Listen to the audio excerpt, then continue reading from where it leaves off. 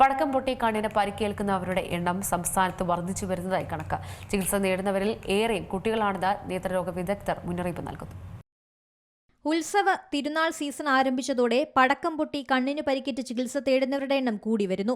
ഇക്കാര്യത്തിൽ ജാഗ്രത പാലിക്കണമെന്ന് നേത്രരോഗ വിദഗ്ധർ മുന്നറിയിപ്പ് നൽകുന്നുണ്ട്. കഴിഞ്ഞ ഒരു മാസത്തിനുള്ളിൽ 20-ലേറെ പേരാണ് ചികിത്സ തേടിയത്. ഇതിൽ നേത്രഗോളം തകർന്ന നിലയിൽ എത്തിയവരും ഉൾപ്പെടുന്നതായി നേത്രരോഗ വിദഗ്ധയും കണ്ണിന്റെ plastic surgery സ്പെഷ്യലിസ്റ്റുമായ doctor Ani Sridhar പറയുന്നു.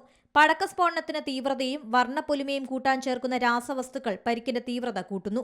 നേത്രപടലം അഥവാ കോർണിയ വെള്ള നിറത്തിലായി കാഴ്ച നഷ്ടപ്പെടുന്ന കോർണിയൽ ഒപ്പാസിറ്റി എന്ന അവസ്ഥയ്ക്ക് ഇടവരുത്തുന്നതായും ഡോക്ടർ പറയുന്നുണ്ട്. കണ്ണിന്റെ plastic surgeon doctor Ani Sridhar, cornea specialist doctor Hilda Nixon എന്നിവരുടെ നേതൃത്വത്തിൽ നടത്തിയ ശസ്ത്രക്രിയയിലൂടെ തകർന്ന നേത്രഗോളവും നേത്രപടലവും തുന്നിച്ചേർത്തു. കണ്ണിന്റെ പൊള്ളലേറ്റ കൃഷ്ണമണിയുടെ ആവരണത്തിൽ അമ്നിയോട്ടിക് മെംബ്രെയിൻ ഗ്രാഫ്റ്റിംഗ് ചെയ്തതായും ഡോക്ടർമാർ അറിയിക്കുന്നു.